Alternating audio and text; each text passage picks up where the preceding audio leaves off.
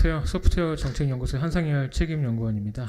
지금부터 발표자분들과 토론자분을 모시고 패널 토론을 진행하도록 하겠습니다. 저희가 원래 예정했던 시간보다 좀 일찍 시작하긴 하는데 원래 그 패널 토론은 한 50분 정도 합니다. 근데 오늘 저희가 시간상 한 30분 정도를 원래 생각을 하고 있었는데 좀 더 길어져서 좀 여유 있게 좀 연사분들께서 필요하신 말씀을 더 잘할 수 있어서 잘 된 것 같습니다. 네, 오늘 그 패널 토론의 토론자로는 국회 미래연구원의 이승환 연구위원님을 모셨습니다. 이승환 연구위원님은 메타버스 인공지능에 대해서 굉장히 폭넓게 연구를 하고 계시고 정부 부처나 지자체 또 기업 등의 다수의 전문 경력을 갖고 계십니다. 최근에는 메타버스 또 가상융합 산업 활성화에 관련된 보고서도 발간을 하셨고요. 그럼 먼저 오늘 그 발표에 대한 리뷰와 함께 좀 이승환 연구위원님의 토론을 듣도록 하겠습니다. 네, 말씀 부탁드립니다. 예, 오늘 발표를 들으면서 이제 그동안에 제가 연구했던 것도 좀 정리도 많이 해보고 이게 좀 새롭게 해석해야 될 부분도 있고 그래서 좀 굉장히 좀 흥미로운 발표였던 것 같습니다. 가장 최근에 들었던 사례들 중에서 이제 가장 해석할 부분도 많고 앞으로 이제 진행할 부분도 많다는 생각이 들었는데요.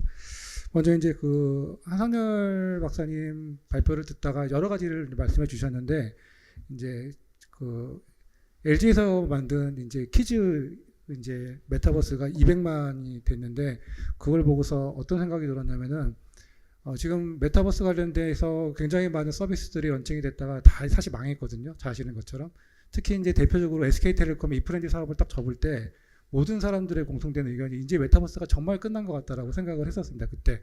그게 사실 이제 우리가 영역들을 좀 쪼개고 나눠서 봐야 되는데 이프렌드가 했던 방식은 전통적으로 이제 흔히 말하는 B2C 영역에서 굉장히 많은 사람들을 범용적으로 조금 끌어들이고자 했던 시도였죠. 그래서 이제 그 시도가 끝난 다음에 이제 뭐 정부 사업도 끝나고 코로나도 끝나고 SK텔까지 했던 사업이 끝났으면 정말 이거는 끝난 것 같다라는 게 기본적인 이제 어떤 공감대였는데 거기서 우리가 조금 놓치고 있는 부분이 약간 이제 한상열 박사님의 자료들 중에서 보시면은 B2C 부분은 언제 메타버스가 오느냐에 언제 메타버스가 오지의 질문이 아니라 벌써 그 스텝이 지나간 것 같아요. 우리나라 사업자들이 다 망하는 동안에 글로벌 사업자들은 더 성장을 했거든요. 로블록스도 그렇고 우리가 얘기했던 전통적인 메타버스의 글로벌 사례들 로블록스, 마인크래프트 그리고 포트나이트 이 세 개 사업자가 전부 다 AI를 적극적으로 활용을 했고 비즈니스 모델을 다변화하고 있고 사용자들은 더 많이 늘었고 크리에이터들은 더 많은 돈을 벌고 있습니다. 그 말인즉슨 뭐냐면은 B2C 부분은 이제 거의 1차적으로는 판이 끝났다는 뜻이에요. 메타버스가 언제 오느냐의 질문이 아니라 거기는 이미 1차 웨이브가 끝났다는 뜻입니다. 그러니까 B2C 부분은. 그러니까 우리가 이제 언제 오느냐 우리도 망했는데 그게 아니라 거기는 이미 판이 지나갔다. 우리가 자꾸 메타버스라는 말을 하지 않아서 그렇지만 기존에 있던 패러다임에서는 그렇게 해석을 해볼 수가 있다는 생각이 들고요. 그게 첫 번째 생각이 들었고 두 번째 이제 오늘 발표해 주신 두 가지 부분에서는 이제 B2B 영역이죠. 그렇죠? B2C랑 다르게 B2B 그리고 이제 국방 같은 경우는 B2G 부분 포함을 해서 여기서도 굉장히 저는 큰 패러다임이 이제 생기고 있다라고 느껴지는 거는 우리가 여태까지 메타버스를 자꾸 어떤 식으로 바라봤냐면은 일반 사용자들한테 헤드마운트 디스플레이를 자꾸 씌워가지고 자꾸 가상 속으로 들여보내는 방식 때 굉장히 초점을 뒀거든요. 그러니까 간접적으로는 PC나 휴대폰 화면 속에서 메타버스를 접속하는 방식과 함께 조금 더 고도화된 방식으로는 어떻게 하면 여기 계신 모든 분들한테 헤드마운트 디스플레이를 쓰게 해가지고 그 문제를 해결해 가면서 이 사람들이 무겁지 않게 반려를 줄이면서 더 낮은 가격으로 더 많은 컨텐츠를 줄까 여기가 계속 이제 관점이었어요. 근데 그 문제가 계속 해결이 안 되고 있으니까 메타버스는 굉장히 멀어 보이고 헤드마운트 디스플레이 판매량도 실제로 줄었거든요. 그때 그 이후로 코로나 이후로. 그러면 이제 여기서 우리가 판단해 드리니까 메타버스가 여기서 이 관점에서 보면 메타버스가 이제 끝난 것 같다는 거였는데 지금 아까 오늘 보셨던 발표들 중에서 중요한 건 뭐냐면은 아까 로봇을 학습시키는데 텔레오퍼레이션이라고 하는 사실 이제 그 VR 기기를 쓰고 로봇을 학습시키고 가상 공간에서 로봇들이 학습을 하잖아요. 그 말인즉슨 뭐냐면 이제는 지금 일반 사람들이 쓰는 가상 공간도 계속 지나고 있지만은 활용 가치가 이제는 사람들이 가서 놀다 나오는 공간이 아니라 로봇이 엄청난 수많은 형태의 이동체가 학습하는 공간이고 그 학습한 결과물이 다시 우리 현실로 나오는 곳이라는 거죠. 그러니까 관점들도 많이 달라진 겁니다. 그래서 지금도 보면 아까 발표들 중에 보셨던 것처럼 이제는 VR 초점보다도 흔히 말하는 스마트 글래스의 AR 관점으로 현실에 있는 문제들을 보다 더 많이 해결하는 쪽으로 지금 방향들이 전환돼 가고 있고, 학습 가상 공간이라는 것도 우리가 그냥 놀다가 회의하고 이벤트하는 공간이 아니라 실질적으로 산업적인 가치를 만들면서 실제로 로봇이 더 학습을 많이 하는 엄청난 공간으로, 부가가치를 만드는 공간으로 패러다임이 크게 바뀌었다라는 게 굉장히 중요한 의미인 것 같아요. 그래서 그러면 과거의 메타버스와 지금의 메타버스가 왜 이렇게 많이 다를까라고 봤을 때, 저희가 몇 년 전에 메타버스를 이제 여기 계시는 모든 분들한테 메타버스가 뭔지를 물어보면은 아마 조금씩 다른 생각들을 가지실 겁니다. 아마도 그게 마치 비슷하게 우리가 여기 계신 모든 분들한테 인터넷이 뭔가요라고 물어봤을 때 해석이 다를 수 있을 것처럼 비슷하거든요. 그러니까 어떤 분들은 메타버스를 굉장히 기술적인 용어로 해석하면 사실은 그 부분은 XR이랑 더 가깝습니다. 그러니까 이거를 우리가 메타버스를, 그러니까 인터넷이랑 똑같은 말을 패러다임으로 해석하면 굉장히 해석의 폭이 넓어지는데, 인터넷을 기술적인 용어로 들고 이제 해석하기 시작하면은 OSI 7레이어, IP 버전 6 이렇게 막 들어가잖아요. 약간은 용어를 어떻게 본다에 따라 다른데, 우리가 몇 년 전에 그 정부에서 메타버스 전략을 발표했을 때 기본 틀이 뭐였냐면은, 그때 그 전에 DNA가 있었거든요. 데이터, AI, 그리고 네트워크. 여기다가 그 앞에 XR을 붙여서 공간 개념을 넣어서 공간에서 가치를 더 많이 만들어내는 개념으로 메타버스라는 상위 개념들을 그때 발표를 했었거든요. 근데 아까 제가 이제 이세환 이사님 발표자를 보다가 느낀 게 뭐였냐면은, 아까 지금 최근에 국방에서 지금 아까 그 통신의 영역들, 네트워크 부분은 굉장히 강조되어 있었잖아요. 왜냐면은 공간을 만들어야 되는데 그 공간이 안정되게 그 병사들한테 잘 보여줘야 되잖아요. 그러면 그 트윈 공간도 만들어줘야 되는 거잖아요. 그렇죠? 그리고 그 안에서 지능적인 판단을 할 수 있는 AI 영역도 들어가야 되는 거고, 그리고 그 안에서 데이터가 분석이 돼야지 의사결정을 할 수 있습니다. 그러니까 이게 말 그대로 데이터, D, 네트워크, A, 인공지능, XR이 완전체로 이루어진 하나의 경험의 영역으로 들어왔다는 거였거든요. 이게. 근데 과거에 인공지능이 이렇게 빨리 발전하지 않았을 경우에, 우리가 지금 몇 년 안 됐잖아요. 그때는 AI라는 영역들이 그 안에서 빠져 있고, XR을 만들 때 비용도 많이 들고, 데이터도 충분히 축적되지 않고 가치를 잘 몰랐던 부분들이 많았거든요. 그러니까 이게 완전체가 이루어지지 않았던 건데, 이 가치들을 다 알고 이게 결합되어 있을 때 어떤 의미가 있는지를 이해하기 시작한 것 같아요. 그러니까 저는 앞으로 이게 더 폭발적이라고 느껴지는 게 뭐냐면은, 혹시 이제 그저께 지금 젠스랑이 한국에 와 있는데 GTC라는 행사가 매번 큰 이제 이벤트를 하면서 많은 인사이트를 주고 있는데, 거기서 발표했던 중요한 이벤트 중에 하나가 뭐냐면은 팔런티어하고 엔비디아가 콜라보를 한다는 거거든요. 뭐 이게 어떤 뜻이, 그냥 봤을 때는 별거 아닐 거라고 생각하실지도 모르겠지만, 그 안에서 굉장히 많이 논의가 되고 있는 게, 아까 가상 공간을, 물리적인 법칙이 만들어지는 가상 공간을 만들어지는 옴니버스라는 도구가 강조되어 있고, 그리고 전장에 있는 수많은 형태의 데이터들을 의사결정할 수 있게끔 만들어주도록 도와주는 중요한 플랫폼을, 데이터 플랫폼을 역할을 해주는 게 팔런티어거든요. 그 여기에 지금 AI가 붙어 있는 거죠. 그러면은 말 그대로 여기에 네트워크가 붙으면은 완전히 이제 우리가 지금 최신의 가장 혁신적인 기술들이 총 집합체입니다. 그걸 가지고 뭘 만들겠냐고 했냐면은 고도화된 디지털 트윈을 만든다고 했거든요. 아까 이제 엔비디아의 발표에서는 그게 공장일 수도 있고 전장일 수도 있고 제약 회사의 모습일 수도 있습니다. 그때 이제 그게 굉장히 더 많이 발전해 갈 수 있는 영역들이라고 생각이 들어서, 이제 마지막으로 제가 이제 뭐 조금 더 설명을 드릴 수 있을지 모르지만은, 메타버스는 이제 중요한 변화 중에 하나가 자꾸 누군가가 주인공이 돼서 그 주인공이 스포트라이트를 받아야 되는 세상으로, 그래야지 이제 인지가 되는 거죠. 크리에이터가 누가 돈을 많이 벌었다, 이래야지 이제 이게 메타버스 세상이 왔나 보다. 이게 이렇게 많이 인지를 하려고 노력을 했는데, 진짜 메타버스는 사실은 나도 모르는 새에 내가 그 세상 안에 들어와 있는 건데, 제가 간접 경험을 어떻게 했냐면은, 지난달에 중국 선전에 가서 이제 화웨이를 방문했었는데, 선전에서 갔더니 실제로 이제 자율주행을 바로 부르면 오더라고요. 그래서 제가 포니 AI라는 자율주행 차를 불러서 탔습니다. 그러니까 말 그대로 정말 아무도 없고 제가 타고 제 목적지까지 잘 왔어요. 근데 딱 탔더니 느낀 게 뭐냐면, 첫 번째가 느낀 게 뭐였냐면, 우리 지금 차 안에 다 내비게이션 있잖아요. T맵. 지금도 많이 있으시잖아요. T맵을 우리가 예전에 뭐라 그랬냐면은, 이제 거기 우리 세상에 있잖아요. 마치 그거를 이제 되게, 이것도 또 하나의 세상이니까 트윈 공간 아니냐, 그렇게 얘기하는 사람도 있었죠. 근데 지금 내 차에는 우리가 세상을 보여주는 간단한 평면적인 지도가 있는데, 지금 그 포니 AI 그 자율주행차를 탔더니 비슷한 단말기에 비슷한 화면이 있는데, 여기서는 실시간 시뮬레이션이 이루어지고 있고, 실제로 사람이 지나가고 있는 게 보여지면 차가 멈추고 판단하고 차선을 바꾸고, 그러니까 똑같은 화면 안에 차 안에 똑같은 화면이 있는데 달라진 거는 여기는 운전석에 사람이 없고 이 화면 안이 달라져 있는데, 이 시뮬레이션 되는 화면을 보면서 제가 예전에 앨런 머스크가 했던 말이 생각나더라고요. 우리는 시뮬레이션 속에 살고 있다. 그 말이 갑자기 번뜩 떠오르더라고요. 정말 나는 지금 시뮬레이션 세상 속에 살고 있는 것 같은데, 왜냐하면 이 차는 이 시뮬레이션 된 공간에서 학습하고 나와서 지금 시뮬레이션으로 현실을 인식하고 스스로 운전을 하고 있고, 나는 거기에 요금을 내고 지금 타고 있거든요. 이게 거대한 메타버스가 이제는 주인공이 아니라 우리 삶의 거대한 배경이 돼가고 있다는 생각을 하게 됐어요, 그때. 그래서 이제 이렇게 혁신이 우리에게 오는구나. 그래서 이 안에는 아까 말씀드렸던 인공지능이 있고, 공간을 만드는 메타버스 트윈 기술들이 있고, 그리고 이게 이제 네트워크로 다 연결돼야 되니까요.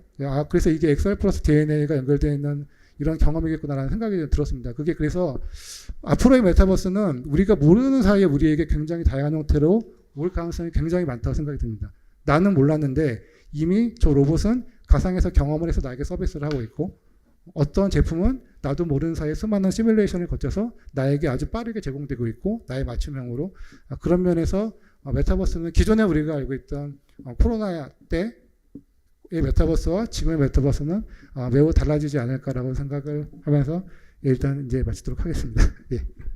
네, 감사합니다. 그 위원님 말씀 들으면서 결국은 이제 우리가 메타버스가 올 거다, 뭐 초기 단계다 이렇게 얘기를 많이 하는데, 어떻게 보면은 지금 메타버스는 우리 곁에 가까이 와 있는 것 같습니다. 단지 우리가 그것을 구체적인 형태로서 깨닫지 못하고 있는 게 아닌가 생각이 되고요.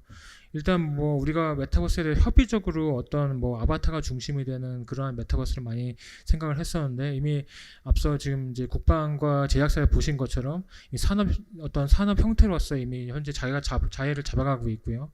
또한 그리고 이제 기술의 발전으로 인해서 그저 인공지능이나 이런 부분들이 아직은 어떤 이제 XR이나 메타버스에 있어서 시너지가 아직 못했었는데, 이제 그런 부분들이 구체화가 되면서 우리가 어떤 기대했던 어떤 메타버스 어떤 다른 모습으로, 더욱더 우리 어떻게 보면 우리가 더 필요한 모습으로 메타버스가 발전하고 자리 잡아가고 있는 게 아닌가 그렇게 생각이 됩니다. 네, 감사합니다. 그럼 지금부터는 제가 오늘 그 기업 발표자 두 분께 좀 질문을 드리도록 하겠습니다. 일단 오늘 제가 황주영 이사님 그 발표를 들으면서 그 메타버스 팩토리를 어떻게 시작하게 되셨는지 굉장히 궁금증이 컸습니다. 근데 보니까 굉장히 많은 그 방들이 있고, 그 방들을 다 사람들이 그렇게 일일이 방문하면서 뭔가 제어하기 상당히 어려움이 있기 때문에 그런 부분들을 원격으로 제어하는 것이 굉장히 좀 중요한 동기 중에 하나가 된 것 같다는 생각이 들었습니다. 그런데 이제 제가 그 메타버스 팩토리 종근당 사례를 굉장히 관심이 많아서 여러 가지 기사를 좀 봤었는데, 기사 중에 하나가 그 메타버스 팩토리 기능을 활용을 해서 원격 제어가 기능적으로는 가능한데 뭐 이렇게 GMP 규제라든지 뭐 밸리데이션 문제 때문에 약간 제한이 있다는 그런 상황이 있다는 내용을 본 적이 있습니다. 그래서 실제 상황은 좀 어떠한지, 그리고 그런 상황에 대해서 개선을 또 어떻게 하고 계신지 그런 부분이 좀 궁금합니다.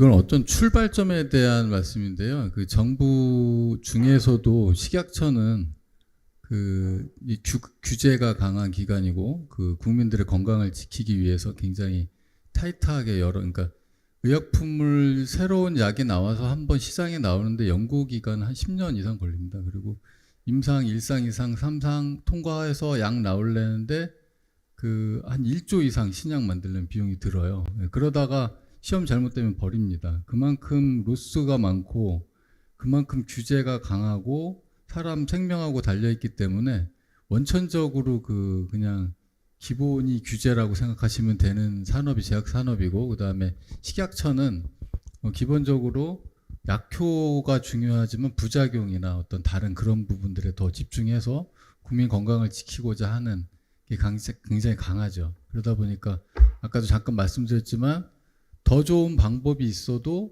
그 방법으로 해도 된다라는 거를 허가를 받고 인증을 받는 시간이 굉장히 길어요. 그러니까 똑같은 방법으로 하지 않고 작업자가 그냥 이렇게 한번 하면 어때라고 생각하지만, 그건 일상적인 산업에서는 그런 영역들이 많지만 제약은 그런 영역이 없습니다. 더 약효가 좋아도 안 돼요. 그냥 딱 정한 대로. 왜냐하면 그거는 정해서 실험까지 다 끝났고 동물 시험을 거쳐서 그 유사한 사례의 인간 인체 시험까지 해서 다 검증이 된 부분인데, 행여나 거기서 조금이라도 뭔가 할 때 이제 그런 리스크를 안고 갈 수는 없는 거죠. 그러다 보니까 이제 워낙 좀 그런 부분이 심각하고, 그래서 이제 새로운 기술이 들어왔을 때도 그런 부분들이 조금 더 어려워요. 그러니까 저희가 만약에 원격으로 컨트롤 한다라고 했을 때 이제 그런 부분에 대해서 저희 제약산업에서 갖고 있는 것 중에 그 CSV라는 게 있어요. 컴퓨터 시스템 밸리데이션인데, 그 디자인 단계에서부터 미리 프로토콜을 만들어서 검증을 하고, 그 다음에 그 뭐 인스톨이나 뭐 오퍼레이션 전 단계에서 다 미리 만든 거를 통과해야지만 쓸 수 있습니다. 그리고도 그렇게 해서 그냥 쓰는 게 아니라 이제 실제와 동일한 환경에서 생산을 하면서 퍼포먼스를 또 봐요. 그거를 그 3번을 합니다. 3번을. 그러니까 한 번 만드는데 뭐 만약에 뭐 수억이 들든 수십억이 들든 그냥 만들어요. 그래서 예전에 그건 그냥 버렸습니다. 그냥 검증하기 위해 만든 거니까.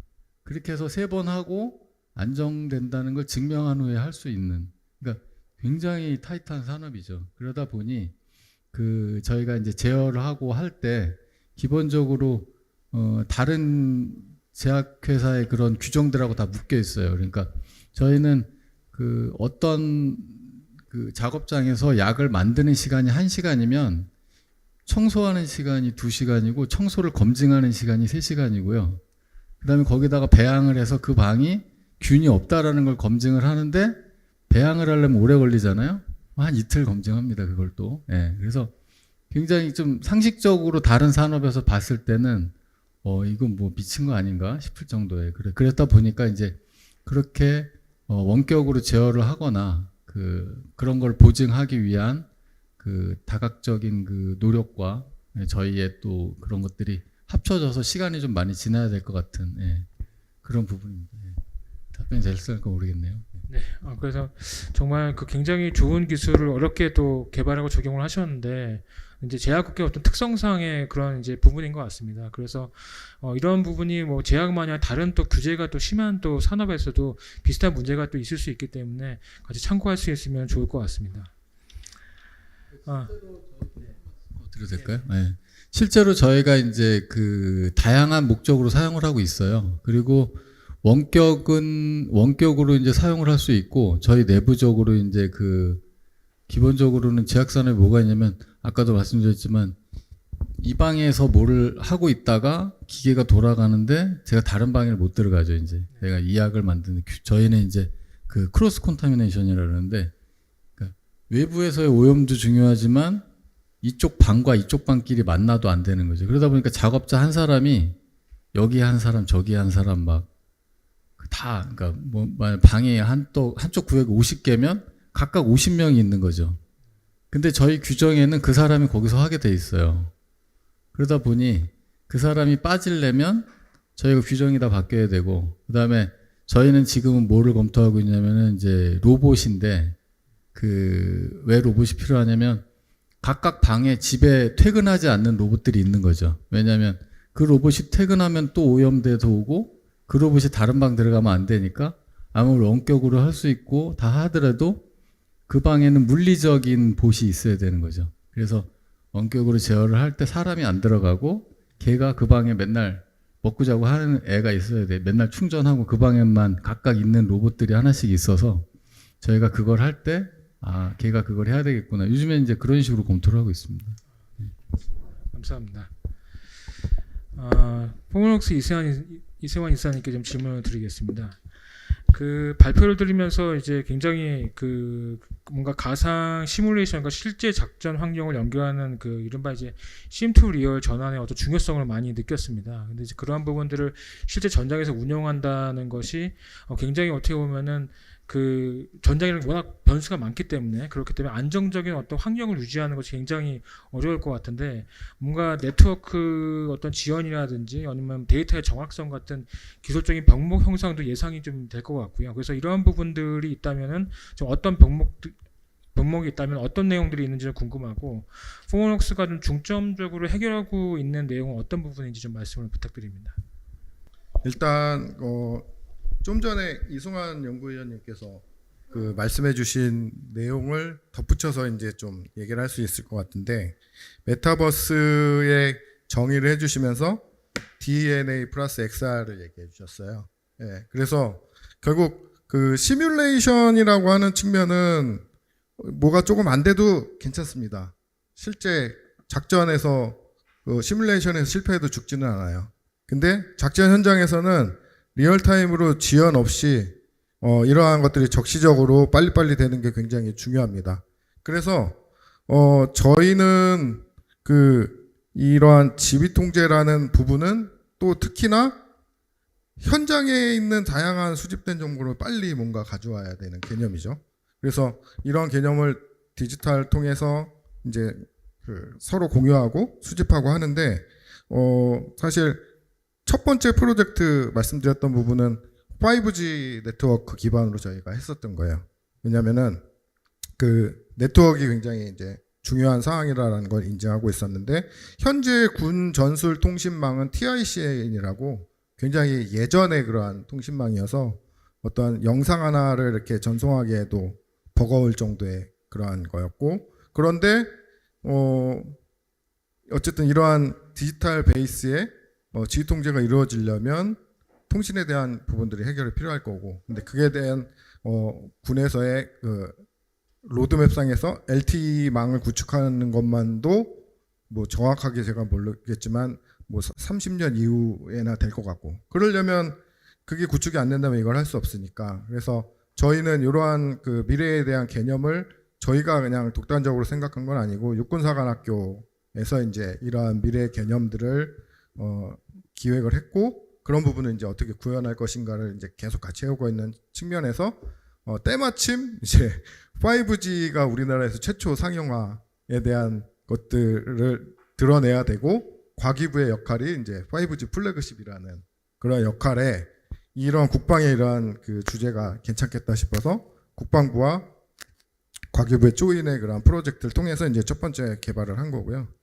결국 그런 5G 네트워크를 통해서 대용량, 고속, 저지연 이런 것들을 구축을 했어요. 그런데 결국 5G는 또 비용에 대한 이슈가 있었고, 그래서 그 다음 단계로 이제 솔루션을 좀 찾는 중에 TVWS라는 네트워크가 있습니다. 이건 뭐냐면 TV 화이트 스페이스라고, TV에서 통신 주파수 영역대에서 유유로 이제 남아있는 영역대가 항상 있어요. 그래서 이거를 이제 무료로 사용을 할 수가 있는데, 이 그 통신 영역대는 5G 같은 경우는 군에 있는 산악이나 뭐 이런 데에 통과가 좀 제약이 있고 장거리에 제약이 좀 있는데, 그런 것들을 좀 커버하면서도 무료로 할 수 있는 이런 기술이 있어서 이러한 내용들이 이제 부합이 된 거고, 결국 그렇게 해서 이제 그 어느 정도 디지털 트윈으로 그냥 AI가 안 들어간 현장의 그러한 다양한 영상이나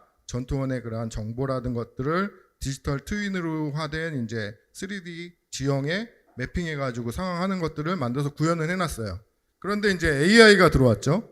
AI가 들어오고 저희가 다양한 헬멧에 이제 뭐 IR, 뭐 적외선, 그다음에 이제 열화상, 그다음에 RGB 카메라, 스테레오 카메라 이런 영상들을 실시간으로 전송을 하고, 그걸 또 AI가 분석하고 된 결과를 또 뭐 이러한 그 맵에다가 매핑을 시켜서 전송해주고, 이러한 문제들을 실시간성으로 해결하기에는 너무 이제 어려움이 있는 거죠. 그래서 말씀해주신 대로 지금은 이제 과도기적인 단계로 저희가 어떻게 하면 목적에 부합하게 어떤 부분은 좀 양보를 하고 어떤 부분은 우선순위를 둬서 이제 진행을 하고 있는 상태고요. 그럼으로써 때로는 어떤 중요한 영상을 압축하는 인공지능 기술이 발전되면 그걸 저희가 찾아가지고 도입을 해서 최대한 압축해서 전송할 수 있는, 그리고 아까 TVWS도 지금 현재로서는 저희가 솔루션을 갖고 있지만 20Mbps 정도로 뭔가를 보낼 수 있어요. 그러면 거기에 맞춰서 작전 현장에 이제 뭐 카메라나 뭐 다양한 센서들이 몇 대가 어느 정도 영상급으로 올 수 있는가, 뭐 이런 것들을 저희가 실증하고 테스트하고 하면서 계속 이제 맞춰나가고 있는 상황이고요.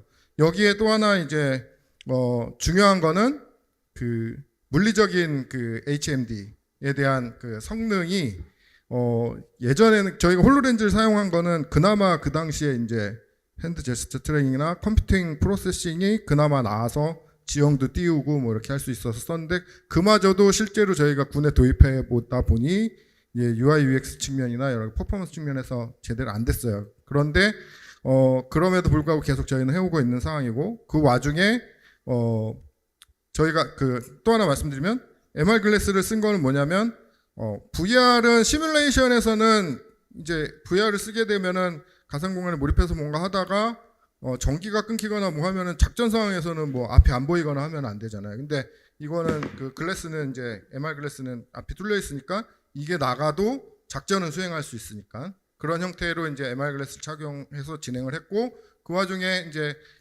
메타 퀘스트 3라든가 뭐 이러한 기능들이 디지털 패스스루 기능이 너무 잘 돼 있는 거죠. 그래서 그러한 부분들도 저희가 시도를 하고 있고 최근에는 이제 메타 레이벤이라든가 그 다음에 갤럭시 XR 이런 제품들도 굉장히 군에서 좋다라고 보는 부분은 저희가 기존의 그 인터페이스 방식은 뭔가 음성으로 명령을 하거나 하지만은 이제 지금처럼 그 자연스럽게 LLM을 이제 내가 음성으로 뭐 제어하고 뭐 이런 기능까지 안 돼 있었기 때문에 제약이 많았고 그래서 태블릿으로 뭔가 저희가 했었잖아요. 근데 지금은 전쟁에서는 특히나 이제 무기나 뭐 이런 것들을 들고 해야 돼서 손으로 뭔가 할 수 없잖아요. 근데 음성으로 할 수 있다라는 측면에서 굉장히 이제 발전해 나가고 있는 그 상황이라고 보시면 될 것 같고 그래서 어쨌든 대용량의 데이터를 상호 연동을 하고 실시간성으로 하는 데 있어서는 굉장히 많은 것들이 필요하다라는 부분이고 이런 것들이 시대의 흐름이나 그 기술의 발전 정도에 따라서 저희가 그동안에 못했던 것들을 지금 이제 하나하나씩 해나가고 있다라는 관점이 될 것 같고요. 이건 지금 저희가 개발한다고 해서 바로 군에서 전쟁에서 사용할 수 있는 정도 수준까지는 아직은 아니고 어떻게 보면 무기 체계로 가기 위한 R&D의 단계고 앞서 미국에서 그 아이바스라는 게 2018년도 그다음에 안드릴이 받아가지고 지금 하는 것도 뭐 필드 테스트도 하고 하지만 아직까지는 시험적인 프로젝트로 진행되고 있는 상황이어서 그런데 이게 예전에는 한 10년이 걸릴 것 같다라고 예상을 했다라고 하면 AI의 이러한 기술 그다음에 AI와 더불어서 최근에 그 HMD들이나 글래스들이 발전되면서 저는 속도가 더 빨라질 것 같다라는 생각이 들고 그런 관점에서 정부에서도 국방부 차원에서도 이런 부분을 더 빨리 아까 제가 국방혁신 4.0이 AI를 기술과 4차 산업 기술을 통한 강군 육성이라는 측면에서 더 가속해 나가고 있는 상황이라고 말씀드릴 수 있을 것 같습니다. 얘기가 좀 길어졌네요. 굉장히 그렇게 긴 호흡으로 그렇게 진행하는 게 굉장히 인상이 깊었습니다. 그래서 결국 국방이나 제약이나 어떤 산업 쪽에서 뭔가 요구하는 기술 수준이 있고 요구 사항들이 있기 때문에 그걸 맞추기 위해서는 계속적으로 기술이 발전해야 되고 다행히 또 산업에서 그런 부분들을 요소 기술들을 또 개발하고 있기 때문에 결국 우리가 장기간 계속해서 그런 기술들을 잘 수용을 해나가고 잘 적용해 나가는 것을 정부가 지원해 주는 것이 굉장히 중요하다는 생각이 듭니다. 그래서 그를 통해서 결국 이제 B2B 산업에서 메타버스 산업 성과들이 서서히 나타나지 않을까 그렇게 생각이 됩니다. 네, 지금 시간이 3시 48분인데 생각보다 시간이 좀 빨리 지났습니다. 그래서 제가 일단 혹시 그 플로어의 방청객분들 중에서 질문이 있으시면 그 질문을 좀 먼저 받아보도록 하겠습니다. 네, 네, 여기 앞에 계신 분부터 좀 먼저 마이크를 주시죠. 예, 아주 오늘 유익하고 아주 최첨단 분야 그쪽을 듣게 돼서 감사합니다.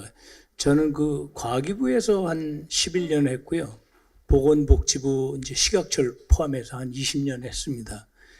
여기 참석한 거는 한 4대 원장님 제 참석하는 것 같아요. 제가 여기 참석한 거는. 근데 이제 꽤 오래됐죠. 제 나이도 이제 70 중반 거의 돼가고 있고. 근데 저희 세대가 이게 따라가기는 굉장히 어려운데 그동안에 2012년 How to Create a Mind라는 레이 커즈웨일 책, 그 다음에 This Explain Everything이라는 그 과학자 40명이 유전자 가위하고 그 다음에 양자 컴퓨터 이걸 보고 굉장히 그 산업이 변하고 혁명이 일어나는구나 그걸 느꼈습니다. 그래서 그때부터 뇌이론이나 이런 거 이제 계속 하긴 했는데 지금 실무적인 건 못 따라오고 지금 이제 흘러가는 이 패턴이나 지금 어떤 트렌드 그다음에 어떻게 될 거냐 이거에 중심을 둬서 전 연구를 하고 있습니다. 저는 스마트 헬스케어 시스템을 연구하기 때문에 그쪽에서 했는데 오늘 해간 뭐 제가 이렇게 보기에는 AI하고 지금 결국은 메타버스하고 합쳐져 가지고 이렇게 좀 굉장히 변화가 오고 몇 년 전보다는 엄청나게 폭발적인 지금 변화가 온 거죠. 특히나 그 지금 AI가 이제 지금 결국은 처음에는 퍼셉션 하는 정도래 때문 LLM 언어 모델을 거쳐서 지금 에이전트 모델까지 이제 발전하고 있으니까 그러면서 폭발적인 어떤 변화가 오고 각 분야가 다 변할 뿐만 아니라 과학기술 뭐 제약 모든 게 변할 뿐만 아니라 우리 생활까지도 변하는 거죠 결국은. 근데 저는 이제 첫 번째로 여쭙고 싶은 게 소프트웨어 정책연구소가 지금 그 역할이 역시 중요한데 우리나라에서 이제 중국하고 비교하자면 AI 쪽 교육 그런 게 우리나라 굉장히 지금 수축돼 있고 굉장히 어려운 상태 같아요. 그래서 과기부나 과학기술정보통신부나 지금 소프트웨어 정책연구소가 결국은 교육이 우리나라가 이쪽 분야에 못 따라가면 특히나 초중고등학교 교육이 못 따라가면 우리나라는 낙후될 것 같거든요.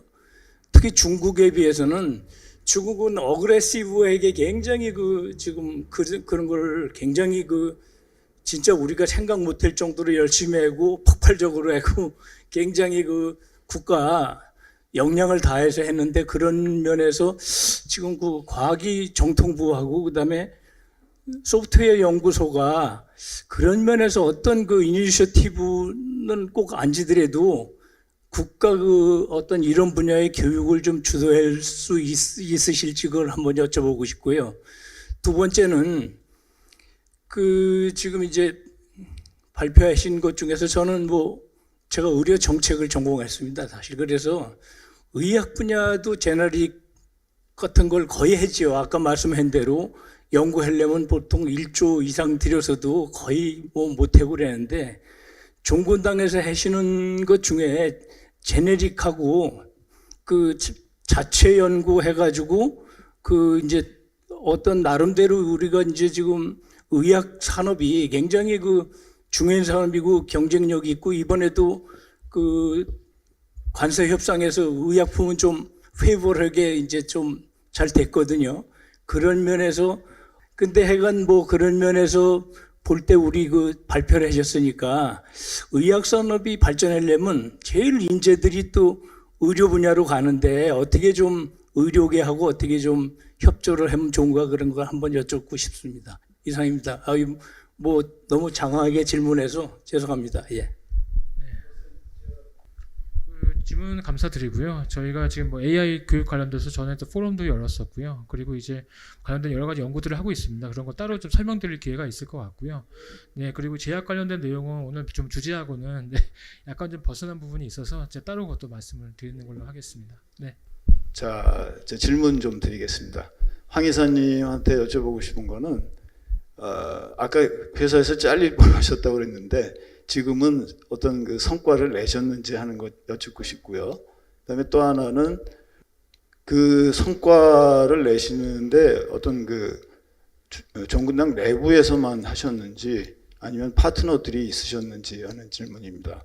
그리고 아예 말씀드리는 김에 질문도 이승환 박사님한테도 드리면 B2C 쪽은 우리나라는 이미 말하자면 망했다 이런 식으로 인식이 되고 있다고 그러셨는데 그 원인이 뭘까요? 예를 들면은 이케아 같은 데서는 가구 배치 같은 그런 것들을 소비자들을 위해서 제공하는 것이 나름 그래도 뭔가 효과가 있지 않았을까 하는 생각이 들거든요. 교수님께서 질문해 주신 내용에 대해서 먼저 좀 이사님께서 답변을 좀 부탁을 드립니다. 질문한 거가 포인트가 그래서 잘 도입이 됐냐, 진행이 됐냐로 이해하면 될까요? 네, 다른 데랑도 협업을 많이 했느냐? 예, 저희가 이제 제 느낌으로 말씀드리면 단기적인 호흡으로 성과가 확 나는 거는 아니라고 생각하고요.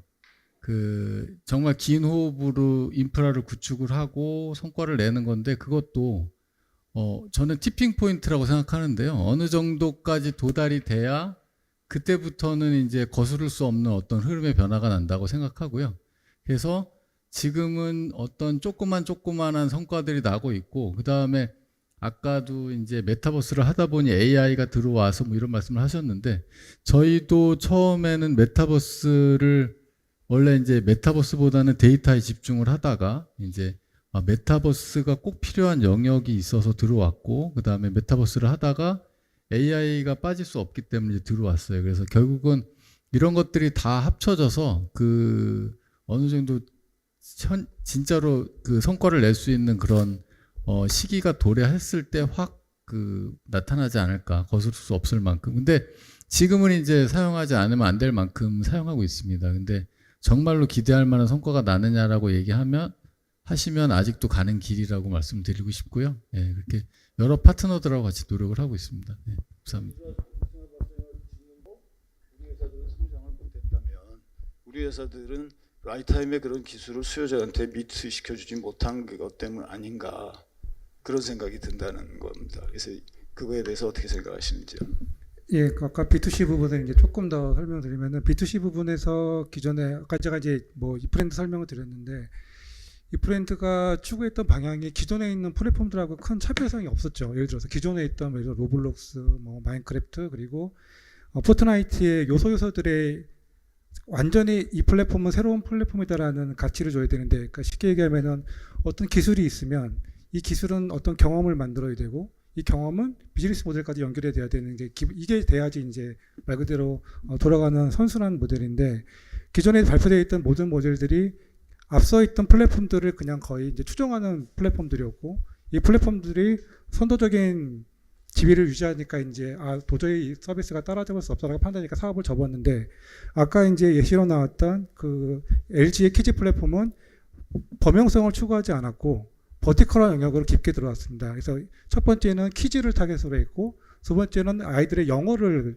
그러니까 아까 제가 이제 게임이 1차적으로 끝났다는 얘기는 범용적인 플랫폼 측면에서는 유사한 플랫폼을 나갈 필요가 전혀 없다는 거죠. 그 부분은 게임이 거의 끝났다고 보고 있고, 다만 각각 세분화되는 버티컬 영역에서는 성과가 낼 수 있으니 또 다른 플랫폼이 나오더라도 앞선 경험에서는 분명히 레슨을 받아야 된다는 그런 측면이었습니다. 예.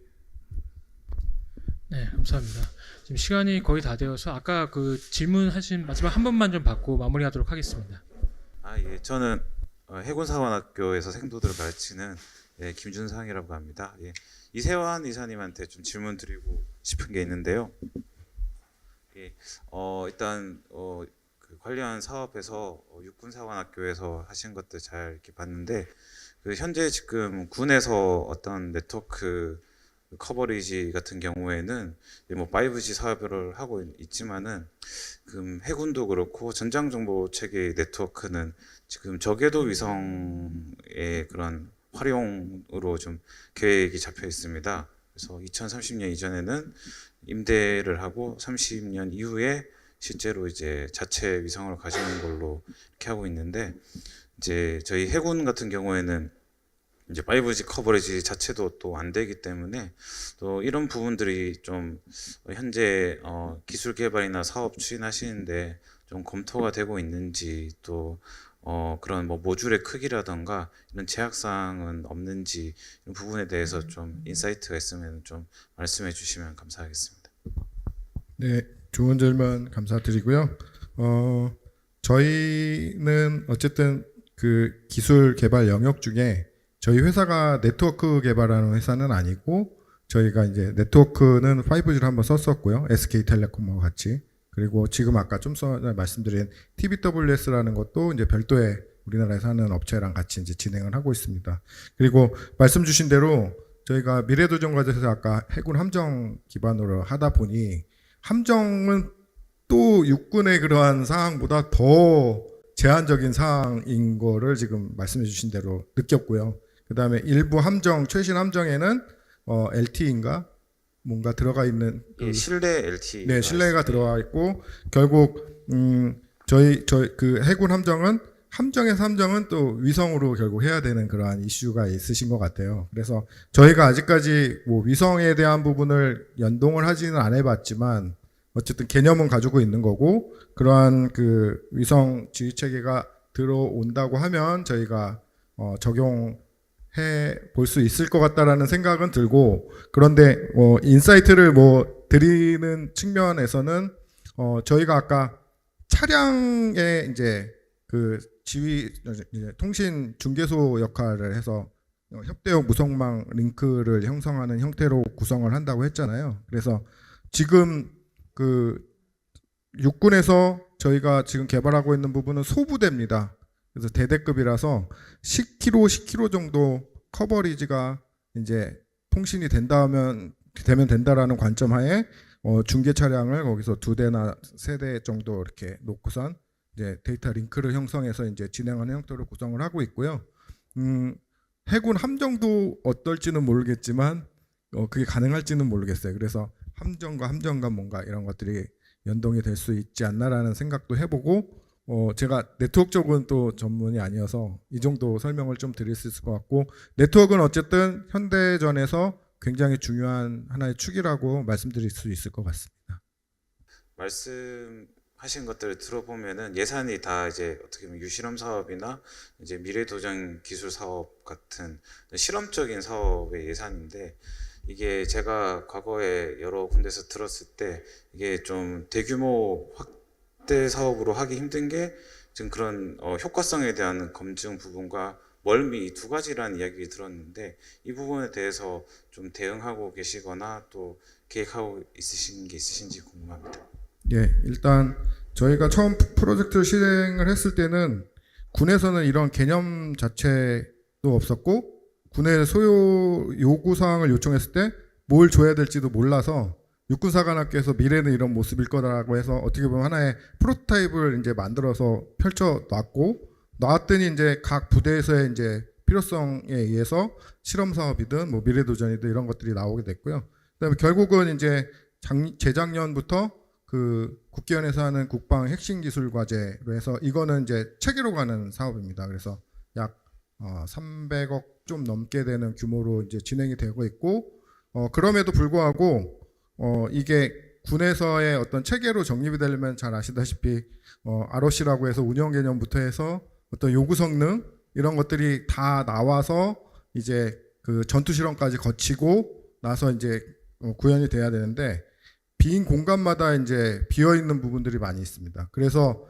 저희가 방산혁신 기업이라는 그 제도가 이러한 그 무기체계 트랙까지 갈 만한 혁신 기술을 어떤 빈 공간 전투 실험이든 아니면 뭐 소유적이든 군과의 그 연결시켜 주는 거든 이런 것들을 통해서 전폭적으로 지원해 주는 그러한 국가의 정책이거든요. 그래서 그러한 정책에 부합해서 말씀 주신 대로 이렇게 오래 걸려야 될 사업들이 아직까지도 그 넘어야 될 산은 있지만 조금 더 단축돼서 빨리 가려고 하는 그러한 정책 기조 안에서 움직여주고 있다라고 이 정도 말씀드릴 수 있을 것 같습니다.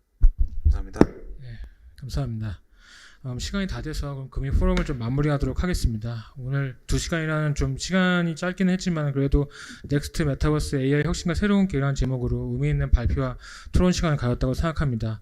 오늘 참여해 주신 분들께 진심으로 감사의 말씀드리고요. 포럼 마치도록 하겠습니다. 네, 모두 안전한 귀국들 되시기 바랍니다. 감사합니다.